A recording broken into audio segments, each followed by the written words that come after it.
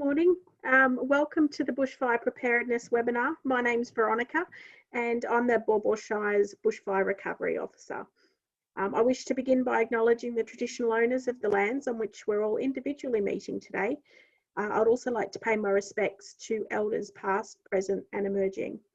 So today's interactive webinar is brought to you by Baw Shire in collaboration with Disaster Legal Help Victoria, which was originally formed in response to the 2009 Black Saturday bushfires. The CFA has also kindly agreed to join us.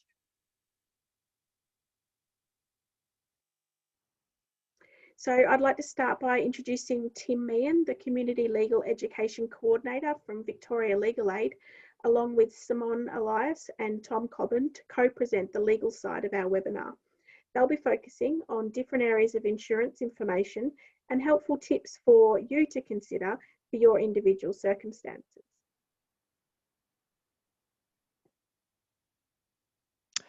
Thanks for that, Veronica. Good morning, everybody. My name's Tim Meehan. I'm a lawyer from Victoria Legal Aid and a Community Legal Education Coordinator from Victoria Legal Aid. As Veronica was saying before, I'm being joined today by Tom Cobban, who's a principal lawyer from Beryl and Watson Lawyers, and Simone Elias, who is a lawyer from the Gippsland Community Legal Centre. And today we're going to be talking about a number of things about getting prepared for bushfire season in terms of your insurance. I just wanted to start by letting you know that this session is recorded. And because it's a webinar, there isn't the opportunity to talk openly because you'll be on mute, but we do have a Q&A function if you have any questions. And if you pop your questions there, what we'll do is endeavour to answer them either throughout the webinar or at the end of the session in a dedicated question and answer part. Also wanted to note that if you wanted to introduce yourself in the chat function by letting us know your name and also where you're located, that can be really helpful for the information we're going to give you today. But just noting that this is recorded, so if you do that, that's going to be a part of the recording. If you're not comfortable doing that, not a problem at all. The next thing I just wanted to just let you know is what we're talking about today is general information, and it's general information to help you get insurance and get going and make sure that you're feeling as prepared as you can legally for the bushfire season coming up, and indeed feeling prepared in terms of insurance about any other disasters that you want to be prepared to protect yourself against. If you wanted to get specific legal advice, we have some numbers here on this slide, but we're going to provide you at the end of our session a number of referrals that you can follow up to get some more tailored information about your circumstances. So that leads me to talking about what we're going to cover today. So there are three broad things we're going to be looking at. The first broad thing is what you can start doing now to help yourself prepared.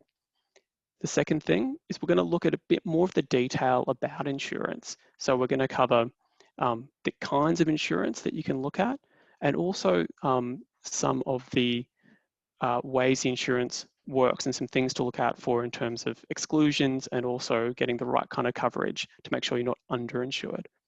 And the third thing we're going to talk about are the key things to remember. And just before we get stuck into that, I just want to let everyone know a little bit more about Disaster Legal Help Victoria. As Veronica was saying, it was established in the aftermath of the 2009 bushfires, and it's a cooperative organisation that brings together a number of legal organisations in Victoria that include Victoria Legal Aid, the Federation of Community Legal Centres, the Law Institute of Victoria, Victorian Bar Association and Justice Connect to provide legal information and resources proactively in terms of getting legal help in the event of a disaster, and also responsive legal help if a disaster is to occur. So I'm going to throw it over now to my colleagues to start talking about some of the detail of what we're doing today. Thanks, Tim, and hello, everybody. My name's Tom Cobban. I'm a solicitor at Beryl and Watson Lawyers, and I practice exclusively in insurance and superannuation. And I'm here in my capacity as a volunteer for the Gippsland Community Legal Service. I'm also presenting today along with one of the solicitors at the Gippsland Community Legal Service, Simone Elias, who will be speaking a little bit later on, and she'll probably introduce herself then, unless she wants to jump in now. I've got a few slides that I'm going to speak to. Simone has a few that she's going to speak to, and Tim has a couple of others that he's going to speak to. Just by way of housekeeping, if you do have questions while I'm speaking, I'm more than happy for you to stick those in the chat again, subject to those confidentiality issues that Tim spoke about, and I'm more than happy to answer those on the fly. Tim will jump in and interrupt me if an answer is needed. So really, from a very general perspective and giving an overview, get insurance if you can afford it. I don't think you can overstate the value of insurance. Anyone who's had to claim on a policy, particularly in the aftermath of a disaster, will endorse that comment. In my experience as someone who's acted for thousands of people in the claiming on insurance benefits, insurance and insurers can sometimes be frustrating and claims can be difficult. However, it is much better than the alternative, which is not having any insurance at all. You need insurance whether you're a homeowner or you're a renter. If you're a renter, obviously you would look at having insurance for your contents alone, not the home, because you don't own it. And similarly, if you're a homeowner, you would insure both home and contents. In addition to getting insurance, understand your insurance. So understand the policies and the terms within it. That's super important. Lots of policies have different exclusions and different limitations on what is covered and what is not covered. And it's really important that you understand what you are and are not covered for. So some more on that later. Sometimes insurance policies can be difficult to understand. And so if you're looking through your policy and you're not sure what is covered and what isn't, you can get advice at that stage, and it's important that you do so. Obviously, look, I would say probably the first port of call there would be to speak with the insurer directly and try and get some assistance there. But if you still have questions and you're still unsure about what is and isn't covered, then there are other outlets that you can seek help from, which will be discussed in further detail throughout this presentation and particularly toward the end. But one option is the Financial Rights Legal Centre, which you can contact on 1800 007 007. And similarly, CALC, the Consumer Action Law Service, or Gippsland Community Legal Service. Again, those options will be set out later on. So Tim, I'll throw back to you for the next slide if you like. Thanks for that, Tom. So in addition to getting insurance to help you prepare, the other thing you can do to help prepare is get a copy of your really important paperwork together. And you can do this in two ways. The first way is to get a physical copy of it together, put it in a place that's really easy to access, so that if there's a disaster or if there's a need to leave your home or your premises quickly, that you've got it ready to go if that's safe to get. The other thing you can do is get an electronic copy of all your important documents as well. And while this won't necessarily save original documents, it'll give you a copy that you can have and have access to in the event that you need to get access to them. We've got a list of some important ones to think about. So proof of title for property, rates notice, your insurance policy itself, wills, power of attorney, birth certificates, those important identification documents. You can make a copy of that electronically. Now, one thing I'd recommend thinking about is saving an electronic copy on the cloud, so not on a particular device. And an easy way to do that is you can email it to yourself. And the reason for that is that if there's a disaster, of course, the last thing you're going to think about is getting your documents together. You're going to want to make yourself safe and go to a recovery center and do all those really important things. And it means that if you lose your device, you're not going to lose the copies of the documents. If you're having trouble getting copies of the documents, particularly copies of insurance documents, you can ask the insurer or the body that provided the documents to provide you a copy. So it's about another proactive thing you can do to be prepared in addition to getting the insurance.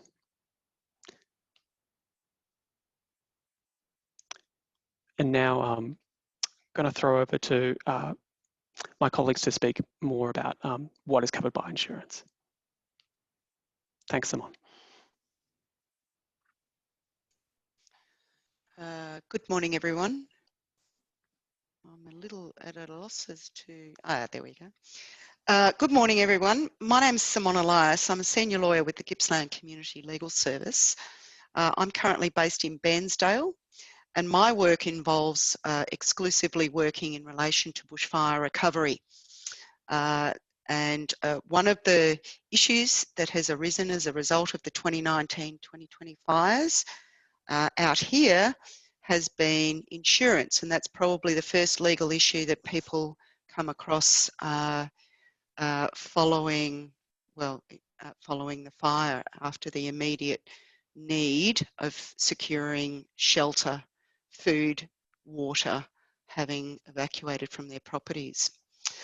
Look, the slides you'll see on screen don't have a lot of notes. I'm just going to speak generally about the kinds of policies you should be looking for. Most of this would be familiar to you, but I've also got a few tips and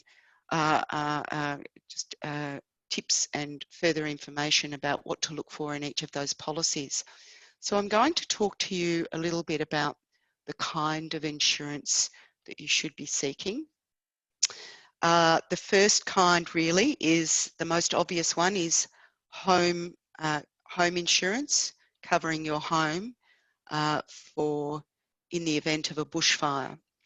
The second policy is contents, a contents policy which covers the non-fixed items, personal items that you own in and around your property. The third item of insurance that I just want to refer to is farm insurance. If you're a farmer, and I'm not sure if we have any farmers, but if you're a farmer, there are specific insurance policies for farm businesses. So I'll talk a little bit about that, and I also want to talk about things to watch out for in each of those policies. First of all, home insurance is probably the most important insurance policy you can get. It covers your main dwelling, your garage and other outbuildings that can be locked up, home improvements on site, fixed items on the property that are permanently attached or fixed to your home, such as light fittings, built-in wardrobes, things like that. Your home insurance policy can also cover you for events, other events that cause loss or damage, and it may include costs such as rebuilding fees, temporary accommodation if required. Now, I would just pause there for a minute to say that the experience out here as a result of last year's fires, this year's fires, is that I would encourage you strongly to look for a policy that includes temporary accommodation costs. Many of the policies include a 12-month temporary accommodation costs, so that insurance companies will pay 12 months rent for you to go and find a rental property somewhere, and they will cover the rent. That's been really important out here.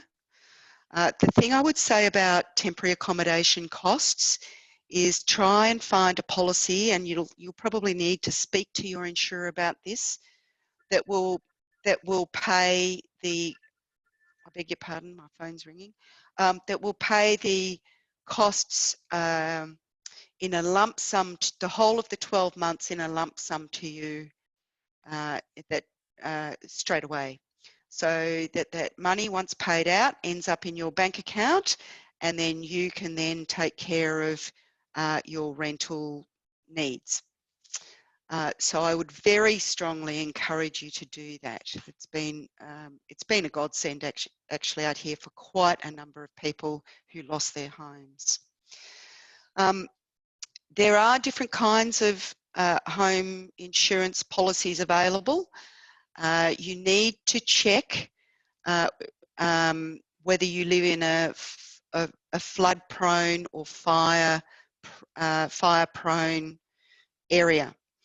Now, flood is something flood is something we'll just put to the side for a minute. We are talking about bushfires here. If you know that you live in a fire-prone fire-prone area, I would be having a little think about the BAL ratings that apply to your home. If you don't know your BAL ratings, one port of call may be the local Shire Council, who may be able to assist you in finding out what the BAL rating for your property is. If you don't know whether you're in a bushfire prone area, most people do, but some don't, one way you can find out is to call the Shire Council and ask them whether there's a bushfire management overlay over your property. They should be able to access, well, and you can access online the planning scheme for your area and check to see what overlays apply to your property. And I would encourage you to do that anyway, just so you know for future reference what the rules and regulations are in relation to possible rebuilding on that property down the track.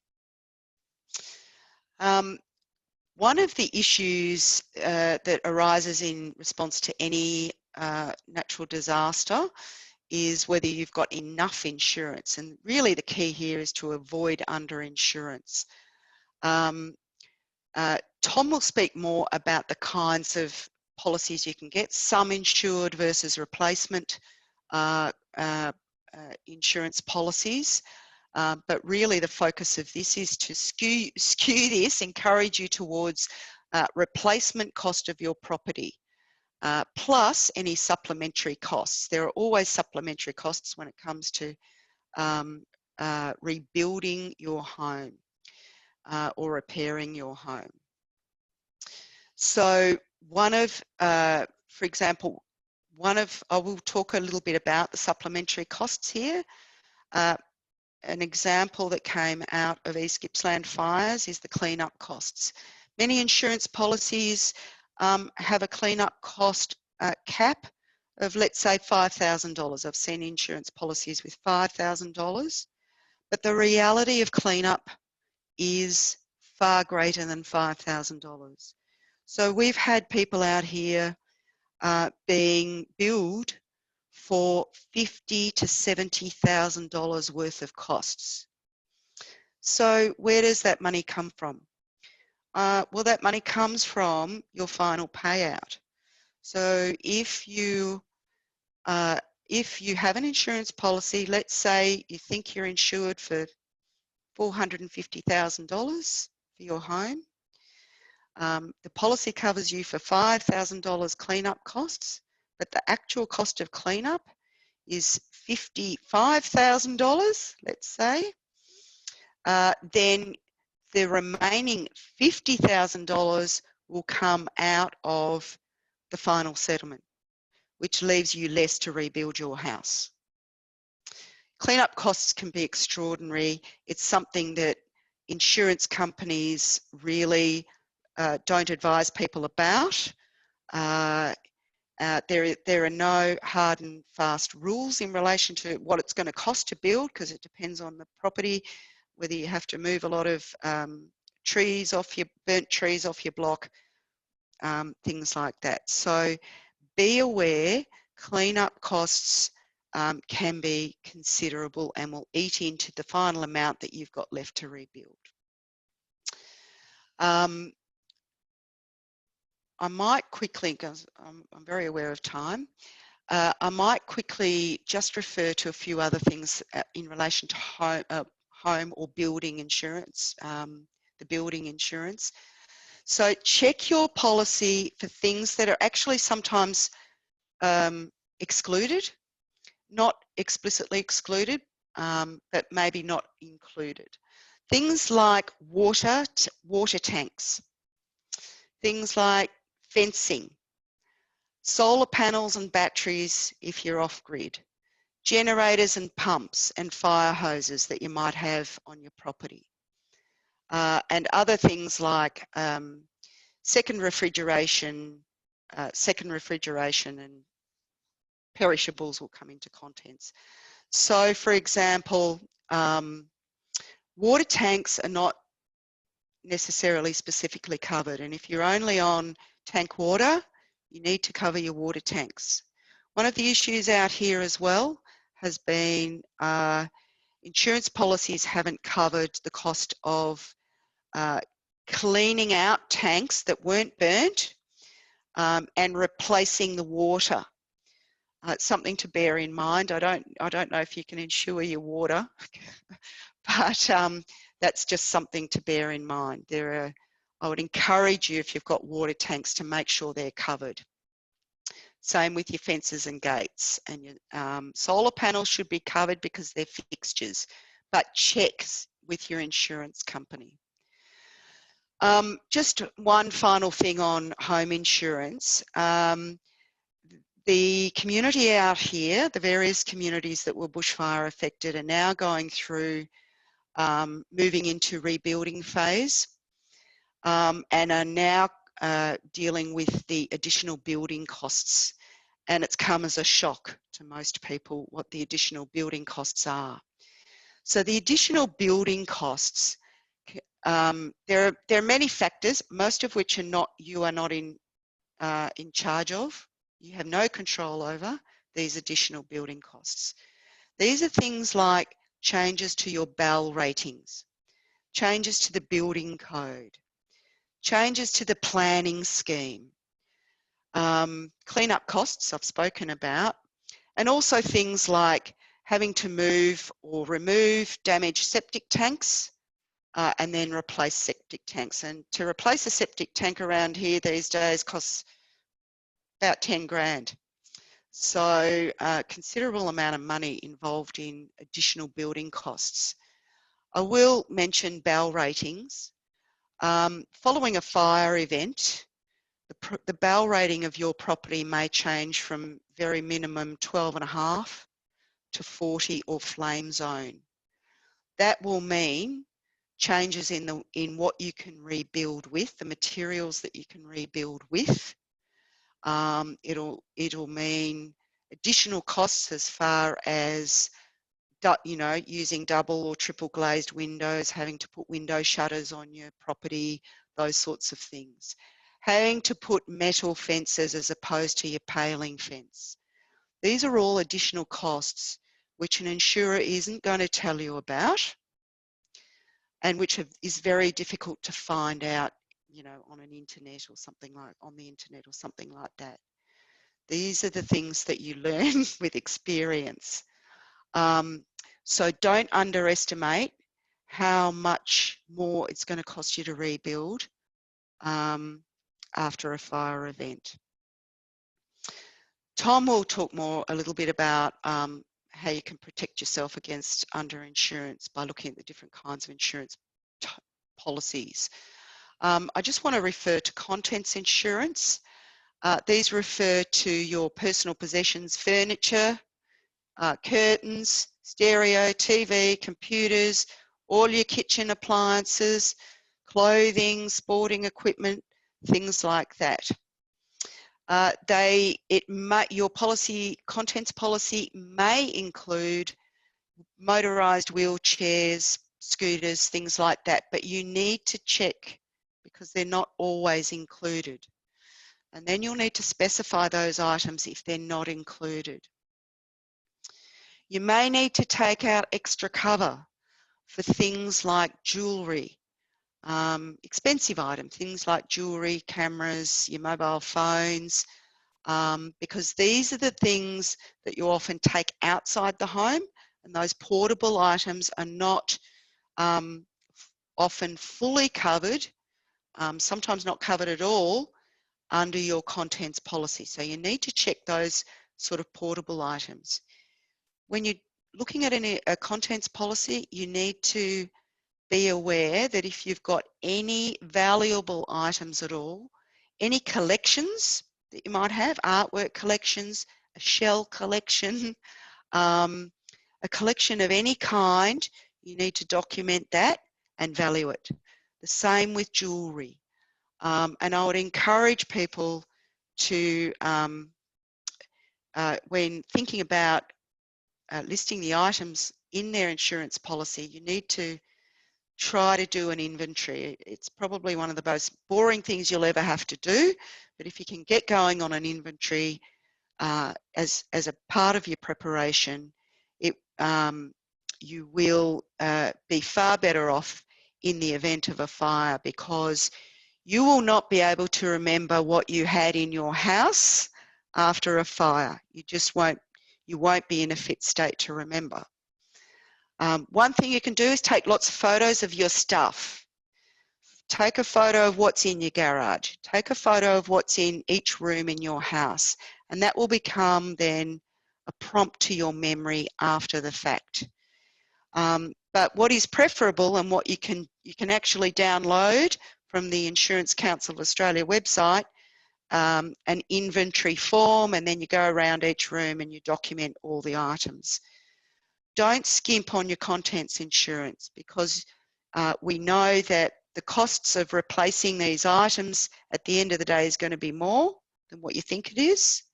So whatever you can protect and claim on after the fact will end up giving you more money in your bank account to replace those items down the track. You need to try and find a new for old contents insurance policy. You can get replacement value, but that is only going to cover the cost of the value of your possessions, as opposed to what it's going to cost you to buy a new TV. So, for example, the value of your current TV, even though you might have paid a lot of money for your smart TV 2 years ago, but the value will have depreciated, and what you get for it in an insurance claim won't be enough to replace it unless you get a new for old policy. New for old policies generally will be a little bit more expensive, but I encourage you to think about going down that path, because that is what's going to get you some sufficient funding at the end of the day to replace your items. When you're looking at insurance policies, both home and contents, the cheaper option is to go for just a defined events, which is fire, theft. It'll only cover you in the event of those events. Try to find a broader policy which also covers accidental damage. That's for things like accidental damage or breakage in the course of living in your home. But please ensure that the policy actually does cover for bushfire. Be aware that contents insurance and home insurance will have limits on things for certain items. Read your policy carefully and note any limits. So for example, there might be a jewellery limit under your general policy, contents policy. It might only pay out $1,000 for jewellery. If you know you've got $10,000 worth of jewellery that you want to cover, you will need to specify specifically those jewellery items as an attachment to your insurance policy, and you may need to pay a slightly higher premium to cover those things. You should declare any collections you have. I had a fellow out here who was seeking to claim for a very important collection of shells, but he hadn't documented his shell collection or valued it. And as you can imagine, valuing a shell collection would be quite difficult. So if you've got any collections like that, whether it's artwork or shells or antiques, try to get them valued before before any event occurs. I'd just like to mention farm insurance. Farm insurance generally will cover a farm as a business, so there would need to be income it would need to be your primary income. Farms are noted as small businesses generally, or as businesses, as well as primary production setups. So a farm insurance is a sort of a collection of different kinds of insurances.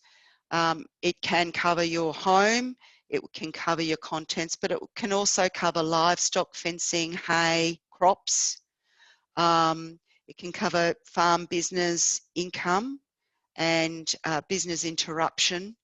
It can cover things like your farm machinery and specific farm outbuildings.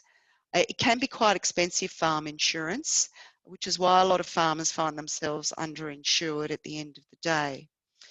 But I just want to note, because this is Gippsland, farm insurance generally will not cover hobby farms. So if you've got a little setup, whether it's a little, you know, as a hobby farm, you're generating a little side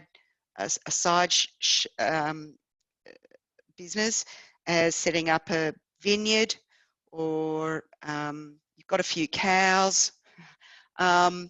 Generally, farm insurance won't cover you, even though you might have a bit of farm machinery around your property. So look very carefully. If you want to insure a hobby farm, you need to look very carefully. There are some insurance companies that do it, but they're few and far between. All I can say in conclusion, and I'm happy to answer questions, is to do the most boring thing in the world and read your insurance policy very carefully. The other thing I will say is annually review your home and contents insurance policies, specifically your home insurance policy. Some companies will automatically up your premium by 10% every year, and when you ring them and find out why, they'll say, well, the building costs have gone up. Now that is quite a reasonable thing to do. You should be doing that yourself if they're not doing it for you. So I think I'll leave it there. They're the key things I wanted to talk about, and we can answer questions a little bit later. Thanks for that, Simone. Just also wanted to mention the other kinds of insurance to look out for are things like motor vehicle insurance. I'm sure everyone here would be on top of that, but just to bear in mind that that's usually a separate policy from the home and the contents insurance.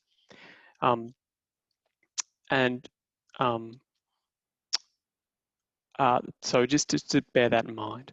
And so what I'm going to do now is go over to Tom, who's going to take you through some more of the detail of getting enough cover for you and making sure that to think about not being underinsured and getting that kind of information for you. Thanks for that, Tom. Thanks, Tim. Before you go, just a time check. How much time do we have?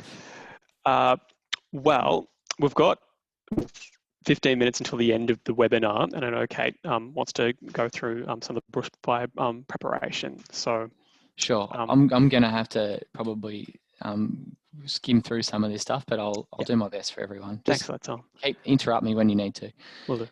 So, how much cover do you have? So Simone rather touched on. That's a super important question, and we need to make sure that people aren't underinsured, or at least aren't unknowingly underinsured. You know, if you make a decision not to insure an item, you need to make that knowing full well that you may not get payment for that in the event of a disaster. And I think if you make that decision, that's a matter for you, but it's important that you're conscious in that decision. And so one way that you can reduce underinsurance, or at least avoid it, it might be that you have a complete replacement policy. So there's two types of policies. There's complete replacement policies or total replacement policies, and there's sum insured policies. There's variations on those names, but they are what they sound like. One, complete replacement covers the cost to rebuild, fix up your home, no matter what it costs. It's not limited. Whereas a sum insured policy will only pay you up to a certain point, a certain predetermined sum insured. So thanks, Tim. So a sum insured, you're insured to a specific dollar amount, and the dollar amount will be set out in your policy schedule, and you'll get that with your renewal each year. So when you buy your policy of insurance, you'll allocate an amount for the sum insured. You may not always feel like you're doing that. It may be that the insurer determines it for you. It may be that you use a calculator, But I think it's important that if you are going to get a sum insured policy, then you make sure that you are aware exactly how much you're covered for and what's included within that amount. As Simon said, sometimes demolition costs come out of the sum insured. Sometimes they're a capped amount above the insured amount. And that can cause difficulties for you if you're underinsured for demolition or debris removal, landscaping even, something that people overlook. If your sum insured includes fences, tanks, solar panels, septic tanks, as Simone touched on, all of these things may need to be included in your sum insured. The terms of your individual policy will determine what is and isn't included in the sum insured. And so it's really important that as part of your insurance approach to getting insurance, you don't just get on the phone and get a policy of insurance and then set and forget. You need to be really proactive in, as Simone said, writing a really detailed list of all the stuff that you have, contents, home, outbuildings, the whole works, and then considering what it would cost to replace those things, getting quotes to replace it if necessary from a builder, because that will be the basis of any money you get, will be the actual cost of rebuilding those structures and replacing those items on a new for old basis in the case of contents in most cases, but similarly on a replacement basis for some other items. So just to, I guess, to reiterate that it's really important to make sure that sum insured is the right amount if you have a sum insured policy. If I may have the next slide, please, Tim. We also have, as I said, total replacement policies. So I guess outside of the bushfire context, it's maybe important. An example of why a total replacement policy is useful is in the context of a water damaged home that gets infected with mold. Now, if you have a sum insured policy, they're just going to pay you up to the sum insured, no matter what it's going to cost to repair your home or fix or replace your home, even if the mold remediation costs are super high. Whereas if you have a total replacement, they're on the hook until your home's habitable or until your home's fixed. I use mold as an example because it comes up a bit. Bushfires are the same, although usually it's more of a fixed cost. Bushfire comes through and I guess your house is gone. However, sometimes the damage from a bushfire will actually be greater than what it would cost to replace a home, to rebuild a home.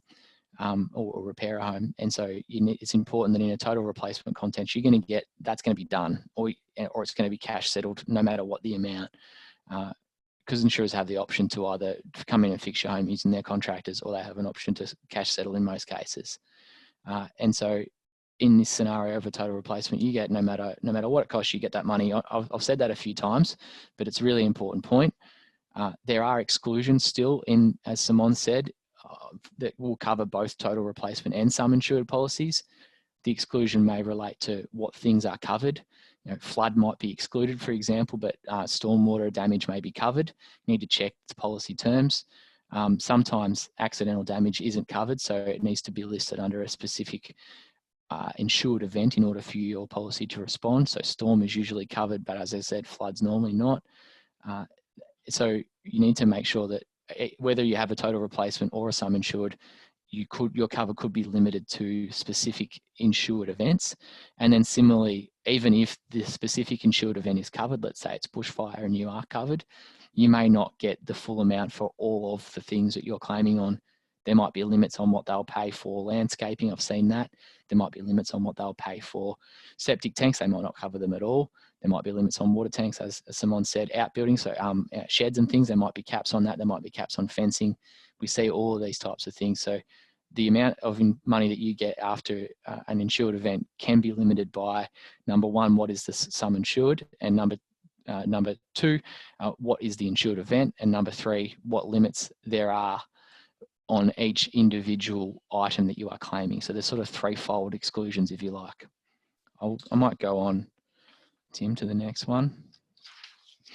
So I was sort of leading into this point already. So what may or may not be covered. So time exclusions, often insurers, they're keen to avoid a scenario where you see the bushfire coming over the hill, or you see the forecast for severe flood warnings and you decide to go and get insurance, whereas you've not previously had it. So they sometimes will provide time exclusions for any claims on insurance policies, or sometimes for specific events. So if that does apply to you and you are looking to get cover pretty quickly, well, first of all, try not to. Second of all, be aware of the time limits that may apply for those bushfire claims and others. I've had I acted for people in northwest Victoria who the whole town was flooded, and I acted for basically most of the town to help them get their insurance entitlements. And in some of those cases, people were literally applying for cover as the water was lapping at the bottom of their veranda, knowing full well it was soon going to enter their house. Some of them were actually able to get cover, others weren't. It depended on the individual policies. And the same is true for exclusions and limitations throughout. No policy, or almost every policy is different. Shop around, make sure you get a policy that covers you for the things that you need to be covered for. If you live in a bushfire area, if you live near a river, if you live in a flood zone, make sure that you have that cover. It may cost you more, but you won't be too concerned about that when you're actually making a claim on it. I can guarantee that. Some other exclusions to be aware of in the context of a bushfire may be that if your home is actually burnt, so if the fire actually touches your house, it may, that will likely be covered. However, damage related to scorching or burn marks or melting, fraying there was one client that Simone and I spoke to where the seals in the window had been, I think, damaged by the heat. And so they're therefore having difficulties with the windows getting stuck and sealing. That was something that the insurer was a little bit ho-hum about replacing. I think they ultimately agreed to, but they're a little bit concerned about doing so. And I think similarly there was some structural aspects to the home which had shifted due to the exposure to the high heat, and the insurer was questioning that. So it's important to know that not all damage is equal when it comes to insurance policies. Similarly, soot, ash, the cost to, as Simone said, the cost to replace the water in the tank or remove the debris from the tank. A lot of ash fell on people's roofs, and then when the next rain came, it all got washed into the tanks, made the drinking water undrinkable and not fit for stock. So those things were all loss that people suffered that may not have been covered. Power outages related to the bushfire. Obviously, I know that in my hometown of Corryong, like Gippsland, many people were without power for days. That wasn't always covered. And similarly, if it interrupted businesses, like even dairy farms, a friend of mine's farm, they were without power for, I think, 4 or 5 days, maybe even longer in a rural area. And they had to milk their cows with generators and things. And that wasn't covered under their policy. There's a note here, Simone, that you might have an example relating to colour-bond roof paint peeling off. But given time constraints, are you happy for me to box on, or would you like to speak to that one? No, that's fine. Someone can ask a question if they want to know more. Yeah. Absolutely. I'm conscious, everyone, that I'm speaking quickly. I'm just trying to get as much in for you as I can. Simone's already touched on limitations on the amount that you might be covered for jewellery, water tanks, solar panels, electrical devices, livestock, outbuildings. I've touched on it too. It's really important to know. We often see that jewellery might have a cap of $5,000. Artwork might have a cap of $5,000, which means that your Rembrandt's underinsured in the back room.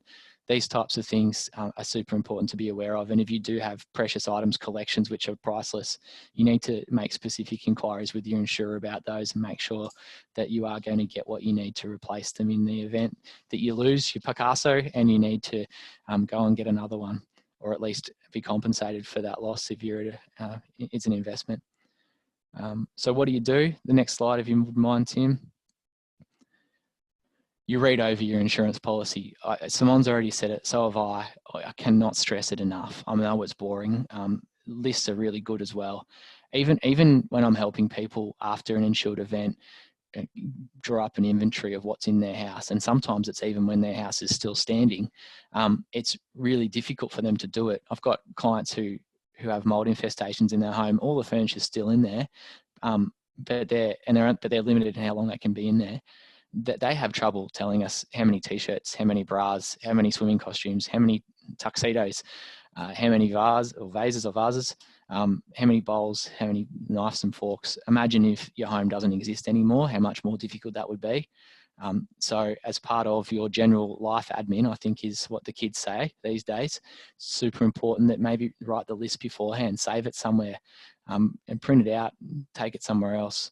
And that way you've got a copy of everything in your home, and similarly take pictures. Often I'm doing insurance claims looking at couches over someone's shoulder at a 50th birthday party to say that's the couch that we lost. Much better if you can just walk through your house. We've all got iPhones now. We've all got, most of us have got clouds. Walk through, take some snaps of the house, forget about them until you need them. really important. So yeah, but also read over your policy, make sure that it covers what you need. If you do have these items like we've discussed, tanks, solar panels, etc., make sure they're covered. The Insurance Council of Australia, I think, gives some guidance on their website about how to get an inventory together. Do it annually, make sure that you update it each year. And yeah, that's the link, sorry, the Insurance Council there is the link on how to prepare. So that was fast, and I apologise. However, I've got through what I think as a minimum I'd like to get through, but I'm always contactable, as is Simone, via Gippsland Community Legal Service, and the other people here know my details as well, so you can get in touch if you've got any questions. I'll take a breath. Thank you. Thanks so much for that, Tom, and thanks for that, Simone. So really what we're wanting to impart, and Simone and Tom have talked about this a lot, but the key things to remember are get insurance, get enough insurance, and make sure it covers you for all the reasons that Tom and Simone were talking about before. And the other things you can do proactively is get a list of your important documents together. You can save them electronically, and you can make an inventory of the things you want to protect. So you've got a good record of all of your documents, all of your things ready to go. For more information about this, you can check out Disaster Legal Help's website on the link that we've provided here. And if you're wanting some more specific legal support and some advice, you can, locally, you can go to the Gippsland Community Legal Centre. We've got their number there. There's also some specific places you can go to as well, like the Consumer Action Law Centre, Victoria Legal Aid, and there's the Law Institute of Victoria, who can provide free 30-minute consultations if you're wanting to look at getting a private lawyer for a particular issue.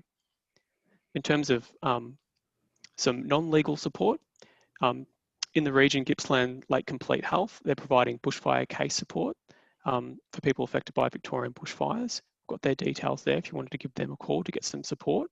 There's also, in terms of financial counselling, some financial support, you can try some of these referrals we have here for the Financial Rights Legal Centre with the National Debt Helpline, Anglicare Victoria provide free financial counselling.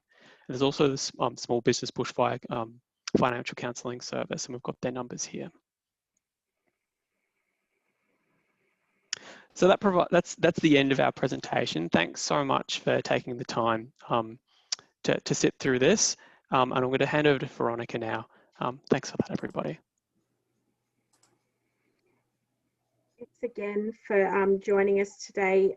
Just wanted to introduce Kate Graham, who is with us from the Country Fire Authority. She's the Community Engagement Coordinator, and she'll be giving us an overview of the Fire Safety Outreach Program, which provides tailored advice and information to people such as yourselves via telephone and email. Thanks, Kate. Thanks, Veronica.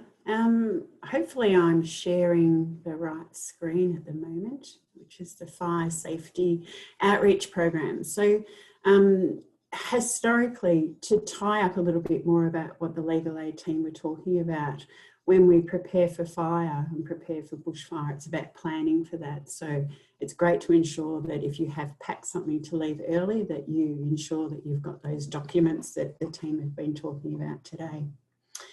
So CFA kind of has two types of programs that they run. One of them is prevention and preparation, and the other one is protection. So prevention and preparation is generally around community education and fuel management. Protection you would know quite easily because that's a fire truck that's coming up your driveway if there's a fire, or that's the teams of firefighters that are out in the community managing large or campaign bushfires. So I sit within the prevention and protection team, and we do primarily community education. So given the environment that we've been in for the last 9 months or so, or moving on to probably 12 months, it's been quite difficult for us to get out and educate our community with information and resources around personal and property protection leading into the summer season. As generally our programs consist of things like Fire Ready Victoria, which we would run with community groups or individuals or businesses or anything like that. We also have community bushfire exercises, which incorporate whole communities coming together for a day and actually simulating what it would be like to be part of or involved in a large fire. So planning for their own selves, their property, where they would go, what they would pack, and how they would react and respond to those. We have community fire guard groups, which we work with. So for example, a road, main road in Tyres, the residents of those roads would meet a couple of times a year and together would plan and prepare for how they would as a group respond and react to fire. And they also talk about their own property preparation and how they can help each other and work together in preparing their properties for fire. We also have PAVs, which is about property advice visiting service. So we have trained PAVs providers that would go out to properties and actually walk around with the property owners and look at what their risks are and the likelihood of those risks igniting if there was a fire nearby, either through a fire front or spotting. So as you can imagine, over the last few months, it's been difficult to do all of those programs because we've been limited with our face-to-face.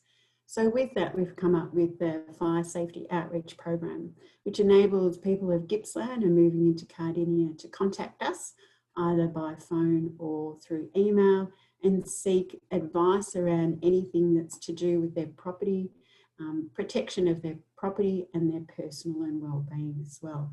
So we have a number of trained bushfire specialists that are able to respond to that.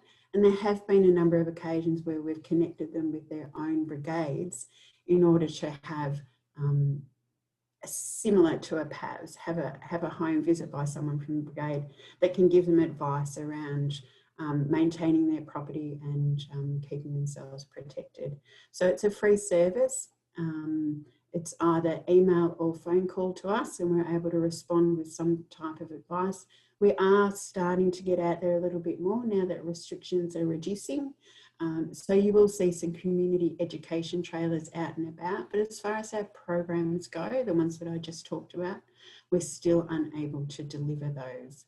So it's timely that our legal aid team have been talking about post-fires. I'm here to talk about pre-fires and how we educate ourselves with information and resources to prepare our properties, understand our warnings and advices. What does it mean when you receive specific warnings about a fire in your area and how you respond to those and how you prepare for that, and what your own plan would be, and that with your family and your neighbours and even your larger community.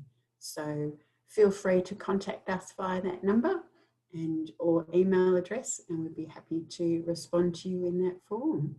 So thank you. I'll hand back to Veronica. Thanks so much, Kate. If you have any questions, you're welcome to put them up on the in the chat, either the chat box or through the Q&A down the bottom there. If there are no questions, however, that concludes our bushfire preparedness webinar. My thanks to you for taking the time out of your day to come along, and also to the presenters for sharing this valuable and timely information.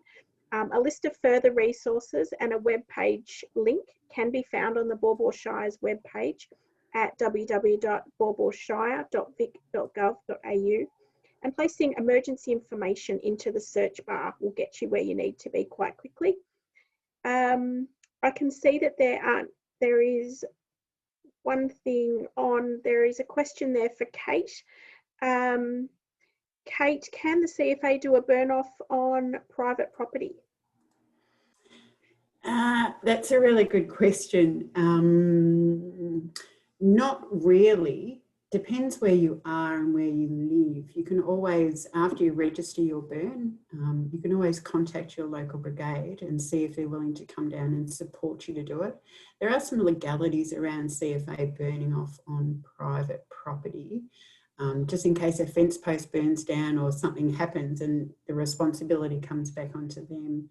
So an idea would be, if you're concerned about the size of your pile or your burn off, that you consider contacting your local CFA and see whether they are able to come down and have a look at it and give you some advice, and maybe be there if you need something, but you would need to be the igniter of that pile. Thanks so much, Kate.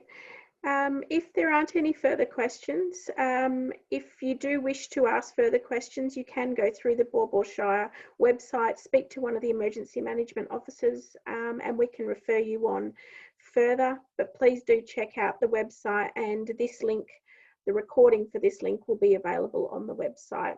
I hope you got some valuable information out of today, and take care and stay safe.